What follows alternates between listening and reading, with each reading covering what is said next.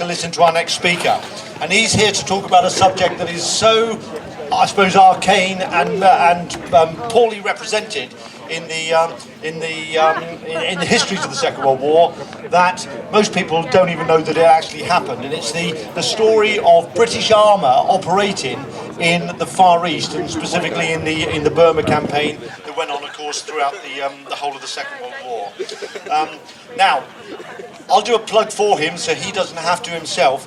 He's going to talk about the research that he conducted for a book that is just about to come out. When I say it is just about to come out, it hasn't actually been officially published yet, but if you were to go into the Tank Museum shop, you'll be able to find his book available on the Tank Museum shelves today, and I'm sure he'd be delighted to sign it for you.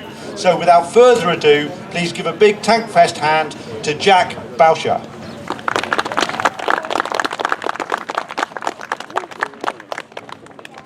Okay, so morning everybody, lovely to see you, thank you.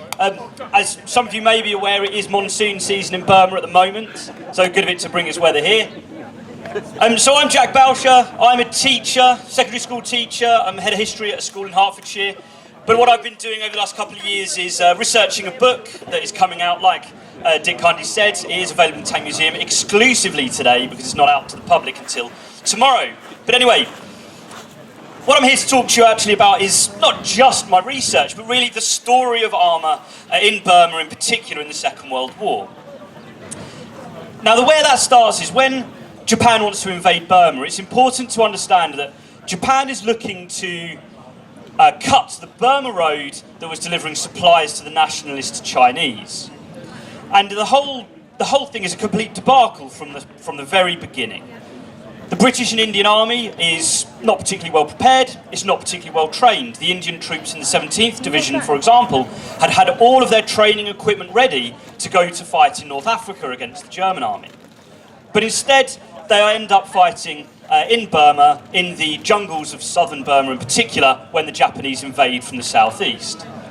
Now what happens is, one of the Desert Rats units, the 7th Armour Brigade, are diverted from North Africa. They're being sent to Malaya and Singapore.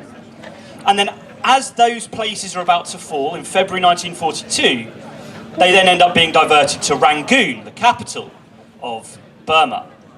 And it's from there that they race as quickly as they can to the front, and it's as they head towards the front that the famous disaster at the Sitang Bridge takes place.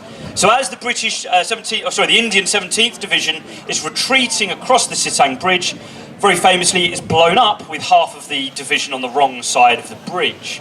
And it's this disaster that is when 7th Armour Brigade joins the fray. And the crazy thing that happens here is that everybody remembers this retreat as this huge disaster, but it is a fighting withdrawal. You know, the army does get out. They carry their weapons back to India over 1,000 miles of retreat. And the sad thing is that if the 7th Armour Brigade had been fighting from day one, they actually could have made a significant difference. And the way we see this is because the Japanese did not really have effective anti-tank weapons. So when the 7th Armour Brigade join up with the 17th Division in February 1942, when they get surrounded by Japanese who are hooking around behind, they're cutting off British units from supplies, it's the tanks that break through and then break them out again. And this happens time and time again. The famous one is Talkian, and you even have people like General Alexander who's directing traffic to get the tanks to the Japanese roadblock to clear it so that the British units and Indian units can then get away. And the Japanese are putting things like lorries across the roads, they're ambushing the British units and Indian units, but it's the tanks that therefore rescue them and they charge through. Now sometimes this is a problem. You know, the 7th Armour Brigade are one of those units that, you know, if you know your North Africa history, they have taken significant casualties fighting the Germans, charging anti-tank gun screens. Now they bring those same tactics to fight the Japanese. No, not necessarily the best tactics, but because they have the Stuart tanks, they're able to drive through them. The Japanese 37mm anti-tank gun is just not powerful enough to consistently knock out a Stuart tank. Now if they get the right angle, they're close enough, of course they can take it out. But they aren't consistently able to destroy them in the same way that German anti-tank guns could in North Africa. And so they break through this series of roadblocks, and they get out of the jungle, the close nature of the jungle fighting, onto the central plain of Burma, which is almost like desert. And they go to an area called the Yananyang oil fields. This is really important to the British. One of the reasons why they want control of Burma. They're able to control oil access in a large part of Southeast Asia through the Yananyang oil fields. And here they're joined by Chinese troops. For the first time ever, British troops are commanded by a Chinese commander, General Sun Li-jen. And they again help break a roadblock to bring the British out and the Indian units out. And then as they keep retreating, again, they try counter-attacks that are locally successful. But the trouble is the tanks cannot be everywhere. They are successful at striking the Japanese advances, but then there's a different Japanese unit 20 miles away that has got behind them. And so this continues and continues and continues. Soon the Japanese, they've wrapped up the fighting over in Singapore, they've brought reinforcements across to Burma, and again the Japanese are getting stronger as the British and Indian units are getting weaker and weaker. Until eventually they're driven all the way back to the Chindwin River. It's the final river on the way towards India. It's the last route into the Imphal plain, which I'll come to talk about a little bit more. These roads will become battlefields again in a couple of years' time. And they end up having to abandon their Stuart tanks. Now this is an interesting moment, and I love writing about this in the book because, these tanks have covered this withdrawal over 1,000 miles. And the men have got very, very attached to them, and they're told they're going to have to burn them. And there are scenes of, some of the men are actually quite emotional about the idea of it. They're smashing the tank barrels with sledgehammers so they can't be reused. They're emptying the oil and then revving the engines to completely seize the engine. And they talk about the fact that these Stuart tanks didn't want to die. They wanted to come out with them. It took them so long that they were worrying if they'd successfully destroy these tanks before the Japanese got to them. A really, really interesting moment. One of them is rescued and actually goes back into Burma in 1945, called the Curse of Scotland, because it's a Stuart tank, the House of Stuart. So that's the retreat of 1942, and so far the tanks have done good work, but it's not necessarily been a huge success. At the end of the day, the British have been kicked out of Burma, like they've been kicked out of Europe in Dunkirk. Okay, that they've been kicked out of Libya in the North African desert at this point. It's still going disastrously in the Second World War. And so by 1943, they want to make another advance into Burma, and they choose the Arakan. Now, the reason why Arakan, which is down on the coast of Burma, the western coast of Burma, and the original idea was to do amphibious hooks, get behind the Japanese using your naval strength. But obviously, the fighting in Europe is completely overtaking that, and it's not really possible. So they decide to drive down the coastal road and then attack the islands at the end of the Arakan sort of area, a place called Akyab Island in the bottom right-hand corner of the map on your screen. And the problem here is that they have a very old-fashioned Second World War general, a guy called Noel Irwin. There's some confusing politics with Slim, they argue. But Irwin fights this battle like a First World War one, and he doesn't use his assets properly. And so when he sends soldiers into the attack, they fight these Japanese bunkers that are sort of 5 feet deep, log walls, earth on top, all the earth that's been dug out has gone back on top, and they're fantastically well camouflaged. And the soldiers are just mown down. There are huge casualties in the 14th Indian Division in particular, fighting in this first Donbass campaign. Now, Irwin is panicking, and he sends forward 8 Valentine tanks, just 8 of them. Slim gives it the, "Are you sure, sir?" Because, frankly, that is not enough. Slim knows you need to use all of it. He famously says, the more you use, the fewer you lose. Okay? And what Irwin does, he just sends them forward, no reconnaissance, and frankly, these 8 tanks get destroyed. 3 of them, none of the crews were ever seen again until 1945, and the Graves Registration Unit, the men had clearly died in their tanks when the Japanese closed in on them, and the other ones were all damaged and abandoned as well. So 8 tanks lost in this action. But overall, when they retreat from the Arakan, the Japanese do that classic thing, they cut off the supply lines and the units withdraw back to India. What happens is, it becomes a catalyst for change. And this is in 2 ways. The first thing is the fact that they realise that the training up to this point for the Indian Army has just not been good enough. They've been rushing their units into fighting too early before they're ready. They've not been given comprehensive training because of the casualties of 1942 and the fact it's going badly in North Africa where other Indian units are fighting. But this is the point where, no, they have to take it seriously. they have to change the entire concept, and it coincides with Slim coming to command of what's now the 14th Army. They've completely changed it from the old name. It was Eastern Army before this. They've changed the name so that it can, represent a cut-off from everything that had gone before. And so the following year, the beginning of 1944, what they're doing is they're heading back into Arakan. This is still where they're hoping to attack the Japanese. And they attack this particular place called Razabil, which again, I've put the two different operations as different lines on here because they're fighting over the same territory in these two different campaigns a year apart. And over that previous winter, or UK winter, they've made all these new drills for attacking bunkers. And the basic thing you do here is you hammer that bunker with artillery, and then the tank follows on with the infantry, and they've put telephones on the back of the tanks. They're then using their high explosive shells in their new tanks, so they're using Lee tanks at this point in the 25th Dragoons, and they're using high explosive rounds to soften the earth, hopefully break into the actual bunkers themselves, and then they use armour-piercing rounds and machine guns for the final few rounds as the infantry creep to within about 10 yards, hopefully as close as 10 yards, and then with a signal, the tanks stop firing, and the infantry rush those final 10 yards under the cover of the tank fire. And it works reasonably successfully at Razabil, but they basically run out of time. There'd been an agreed timetable. The 25th Dragoons were going to cross the mountain range over to a place called Sinzwea, which will become famous as the admin box. And what they will do there is then go down the other side of the mountains and continue the fighting on that side. Now, it's important to talk about, I've just mentioned the Lee tank, and obviously there is also a Grant tank here today, which I implore you to go and see, because this is outdated by the time you get to 1943 in the British Army in North Africa. It's a stopgap design. It was never intended as the long-term answer. The Sherman is the answer. But because Burma gets all of the cast-offs, it's the Lees and Grants that come over to India to be used. And they happen to be the perfect tank for these tactics. There's a lot of close-in fighting. Burma is famous for its jungle, and as I'm going to talk about later, it's not just jungle in Burma, but a lot of it is. And the reason why the Lee tank, the Grant tank, is such a perfect weapon for this is the fact that you have the multiple weapons. So you've got your 75mm gun, fantastically accurate, can fire high explosive and armour piercing in the sponson in the hull, sort of the bottom right of the tank itself, the large gun.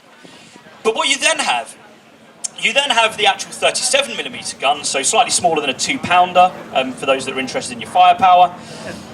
That is able to act as the sort of defence mechanism. It can fire canister shots, so like a big shotgun round, and you've got two 30 caliber Browning machine guns in the tank. So the turret at the top, the two different machine guns, they can do your close personal defence, including shooting Japanese troops on your own tanks, which they do frequently. So if a Japanese soldier is climbing onto a tank, you can shoot at your own tanks with the 37mm canister shot or the machine gun.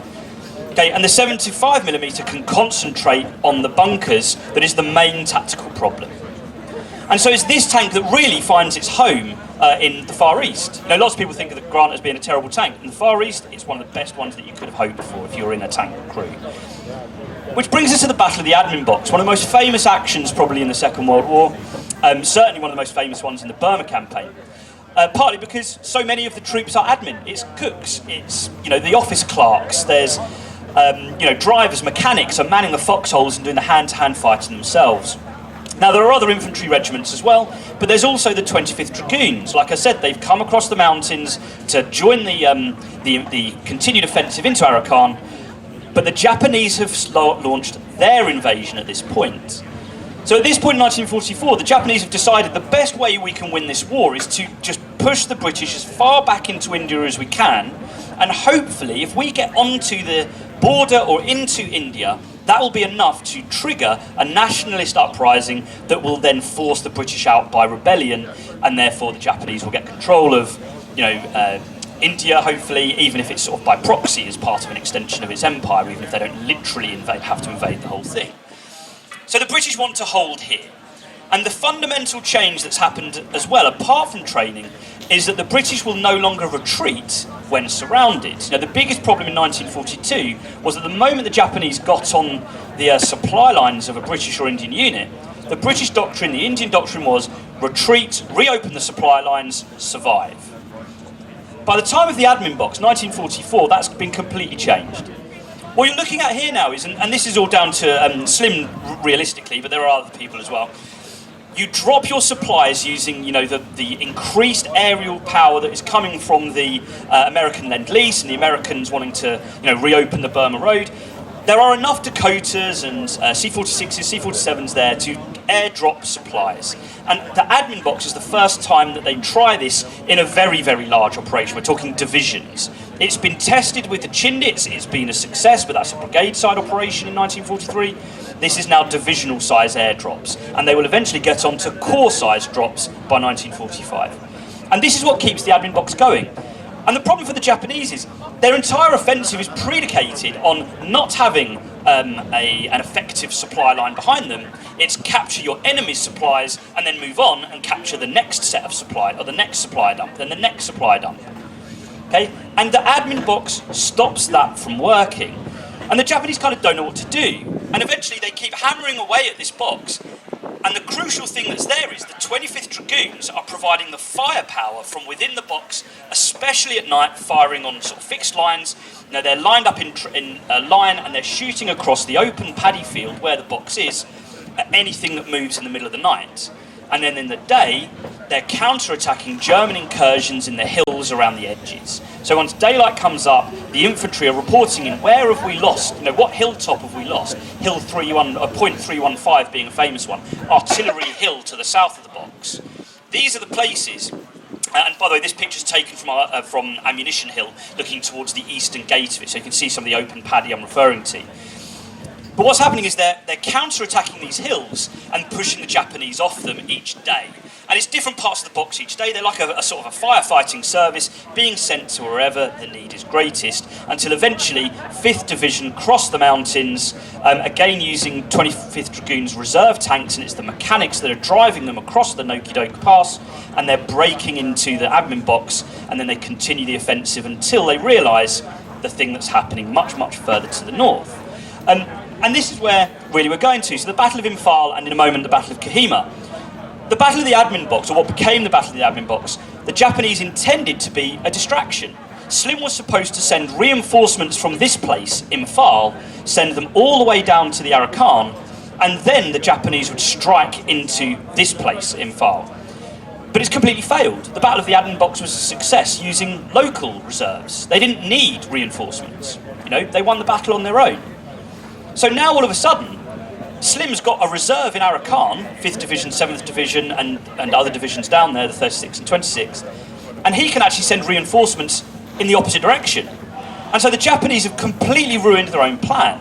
By failing to win the admin box, they failed to stop the British from weakening this area here, Imphal, which is really what the Japanese want. And so when the Japanese attack Imphal, what Slim is able to do is he pulls his troops out of the jungly mountains, and I've chosen this particular map that I've taken off of Google Earth, and it's a 3D one, to illustrate the difference in the geography, the plain in the middle and the mountains on the outside. He wants to use his advantages in air power, armour and artillery, so he withdraws his troops into the plain and the mountains around the edge of it. And similar to the admin box, you send your armoured squadrons to all the different corners that you require them. Whenever there's a Japanese incursion, you counter-attack.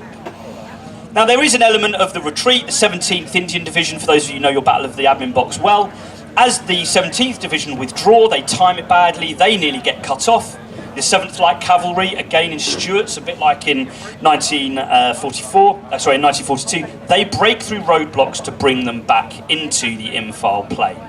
But then you have the counter-attacks, and probably the most famous one is the Battle of Nunchigam. Now this is probably the most important battle that nobody's ever heard of. It's physically the closest that the Japanese get to Imphal.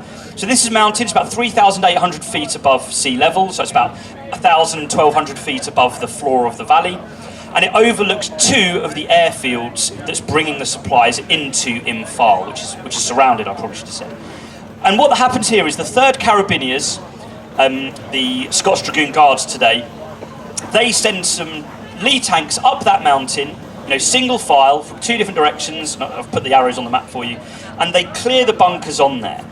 Now what happens is every single one of the 15 or so tanks that goes up, the tank commander is killed by Japanese snipers. You know, they're collapsing into the tanks, you know, and you know, the radio chatter is going mad at this point, and the attack stalls, and you know, second in command to the tanks, the 37mm loaders are taking over command of these tanks to finish the job. The man that really grips the situation, though, apart from the 7th Dogger's Subedar Major, so essentially the Sergeant Major, and also this man, the Squadron Sergeant Major, William Craddock, they then make their own plan and they clear the final bunkers themselves. And even today, the Scottish Dragoon Guards, on the 13th of April, every year, they have a parade where there are no officers present to commemorate this particular action. But the tanks continue to do this. They go from place to place, around and around the info admin box, and they're supporting the infantry, pushing the Japanese back. And then eventually, it's the 3rd Carabiniers that chase the Japanese out of Imphal as well, in preparation for 1945. But concurrently, there's the Battle of Kohima. Now, it's always difficult as someone who's writing about armoured warfare in the Far East, because obviously everyone remembers the Siege of Kohima, the 16 days, the Royal West Kents on the tennis court. You know, an amazing, amazing story. You know, don't get me wrong, but my story starts at the end of that, when the 149th Royal Armoured Corps break through to them and help to bring out the Royal West Kents and others. And obviously they've got their infantry support as well. But the important thing to remember is that when the tennis court in particular is taken over by the 2nd Dorsets, for 23 days, it is carnage, like it had been for the 16 days previous. 39 days total they fight over the tennis court. Now, the tennis court at Kohima is so important because it overlooks the road that goes from the supply base in India down through Kohima to Imphal and then to Burma. So you have to clear the tennis court to actually then re-invade Burma, and also to break through to the Imphal battle that's going on further south at the same time. Now, I'm very lucky. I spoke to the daughter of the man that's basically flicking the V's in this photo. He's a man called Jerry Waterhouse. Now, again, he is someone that hopefully people will begin to remember his name. If there's one name that you remember today, I want you to remember Sergeant Jerry Waterhouse. He's someone that should be as well known as John Frost or Major Howard at Pegasus Bridge, things like that. He is the tank commander of the one Grant tank that they managed to get, with the help of the Royal Engineers, up to the tennis court. Now, what's crucial about this is, remember, I said there's 39 days of carnage. In the 23 days the 2nd Dorsets are fighting there, for example, they lose 75 dead, and I can't remember the wounded on top of that, but 75 dead in the 23 days that they fight on the tennis court. When they introduced the Grant tank onto this tennis court, in 80 minutes, this one tank helps clear it with the 2nd Dorsets. And they're dropping it down from one terrace down onto the tennis court. They completely destroy a bunker that they just happen to land on.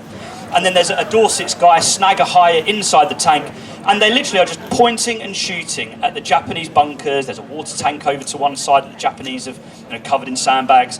And they're just plastering these places with high explosives, using those bunker busting methods. And then the infantry are moving in when they're pretty much suppressed and gone. And like I said, it's over in 80 minutes. You know, it's 39 days of fighting, it's over in 80 minutes by introducing a single tank. Now, this is why it's so important. The Japanese have no answer to it. Now, at best, they have suicide tactics. At worst, they run away. And this is what's famous here. At the end of this battle on the tennis court, Japanese troops are seen running away across the road to the top right-hand corner of the map. They run across that road to get away, something that's not really been seen before because they cannot handle. This, by the way, the picture of the Grant in the top right, that's from the film footage taken during the actual clearing of the tennis court. There was a BBC's Richard Sharp was there filming this. You can get it on the IWM website. You know, it's completely free. But then this brings us to 1945. After Kohima Imphal, you know, and like today, we're soldiering on through the monsoon right now. So did 14th Army. Unusually in the fighting in Burma, 1944's monsoon is the only one where there's any significant large-scale fighting, because Slim knows he's got the Japanese on the ropes. Okay, they're exhausted, they've lost thousands of dead fighting at Imphal and Kohima. There are issues of starvation because they failed to capture the supply dumps at Imphal and Kohima, and they're having to basically retreat back into Burma. And so in February 1945, it always seems to be February when these operations start, they're crossing the Irrawaddy Valley in a number of places, the Irrawaddy River, And it's important to understand the Irrawaddy River is wider than the Rhine. It's a couple of miles across at its narrowest, shifting sands, it's fast flowing, and it's easily defensible. It has cliffs on the eastern edges in a number of places where they choose to cross. And some of these crosses are faint. Slim wants them to believe they're going for Mandalay because that's basically the only part of Burma that a lot of these soldiers had heard of. No, they didn't know about this place called Mektila. And so the attack on Mandalay is a feint. And what he's really doing here is he's pushing on to the place called Mektila, which is just off this map.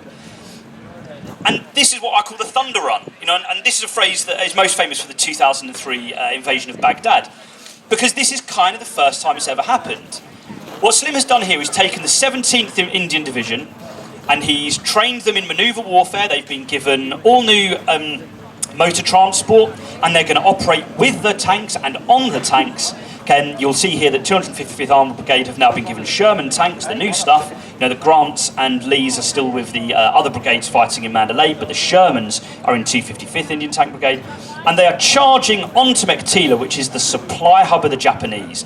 If you capture Mektila, the Japanese will have to try and take it back. And if they don't take it back, then their men further north will starve, they'll have no supplies, and so on. And then what Slim wants to do is crush the Japanese between his troops that have fainted at Mandalay and the ones that have captured Mektila. And so these guys charge across it's practically desert in this part of Burma. Again, what Slim wants, he wants to fight in these areas. They're charging across the open plain. They're leaving no supplies behind them. They are completely supplied by air. Okay, there is no logistical tail whatsoever. It's completely air supplied. We're talking 3,000 vehicles, all of the spares, oil, petrol, and ammunition, plus the same for the 12,000 odd infantry that's going in the 17th Indian Division. There's 2 brigades of infantry. 3rd brigade is going to be flown in once they've captured Mektila. So they charge across this area. They capture Mektila in 3 days. And then they have to hold it until they're relieved by the troops coming up from the Irrawaddy and also from Mandalay. And there are fierce counterattacks here. But again, because Slim and David Punch Cowan, the 17th Division's commander, who is the commander of the garrison of Mektila, now they've captured it, what they're doing is he wants to have an aggressive defence. So he sets up 6 boxes around the town of Mektila, and each day they take an all-arms column, infantry, they're using Priest self-propelled guns because they've come direct from America, and infantry and transport, and they're just sweeping across the plains and attacking the Japanese whilst they're still forming up. And they're catching them in the open, they're catching them in vehicles as they're trying to get to Mektila, charging down the roads, and then all of a sudden over the next ridgeline, a line of Shermans appears and they're obliterating it. And the Japanese take horrendous casualties of Mektila. It's the breaking of the Japanese back. And after a few weeks of quite fierce fighting, again, like I said, the Japanese army is broken at this point. You then get the final stage, the race to Rangoon. Now, the fighting at Mektila took probably about a week longer than they hoped. They thought they would be able to get clear of Mektila sooner and race for Rangoon. And the big thing, apt today, is they're trying to beat the monsoon. They know that once they're into southern Burma, they will struggle in the jungle monsoon conditions. Once you get into southern Burma, the plain is only in the central part. It's all about jungle once you get there. And so they're racing for Rangoon. They're overtaking Japanese units retreating, and now they're ambushing the Japanese retreating in a complete reversal of 1942. And the final part of this is actually the kicker. So 17th Division, who have gone with this race to Rangoon, as they approach Rangoon, the monsoon strikes a couple of days early. They're 50 miles short, having covered another 1,000 miles back. They were the ones that retreated all the way from southeastern Burma in 1942. They'd fought all the way through at Imphal. They'd fought all the way through 1945. And then 50 miles short, they are halted by the monsoon. And Rangoon is captured by a combined amphibious assault by commandos, parachute Gurkha troops, the 50th Parachute Brigade, and also the 19th Lancers, who had been fighting in some combined operations at Arakan. And that, therefore, is where they capture Rangoon. And the Japanese are pinched out between these 2 armies. They go east into Thailand, mostly, and they just never recover. There's one final battle, the Irrawaddy Bend it's called, where the final Japanese troops that are captured, they're stuck in the western part of Burma, and they cross in their tens of thousands, and again they're just ambushed all the way through as they're crossing rivers. There are the famous, I mean quite horrible, but there are the hundreds of bodies floating down the Sitang River and the Irrawaddy rivers as they've tried to cross, and then they're ambushed on the far side by these British and Indian units. They're including all of these tanks that are striking. And this final battle, this campaign in 1945, has become the model of modern manoeuvre warfare. You know, including what now would be supplied by helicopter, but also, you know, by aerial resupply and so on. This is what armoured warfare is now. Now, if everybody would know what the Battle of Mektila was if it had been done by, you know, a Wehrmacht unit in 1940 or 1943, something like that. And yet, it's not that well known in this country, and it should be. It's the greatest exponent, in my opinion, of Second World War manoeuvre tactics, and it's completely unknown. So, guys, that is essentially the end of my talk. Thank you so much for listening. You know, it's been a pleasure. Thank you for persevering through the Bovingdon monsoon. You know, I do really appreciate it. I'm going to throw out 2 questions. I think Simon is out there. So, Claire, sorry, thank you. If anyone's got any questions? If you raise your hand, I'll come to you with the microphone.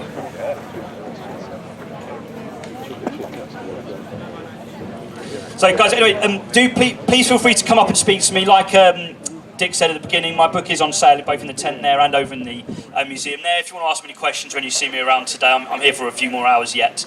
But anyway, thank you very much, guys. I'm Jack Bowsher. This is Forgotten Armour. Thank you very much.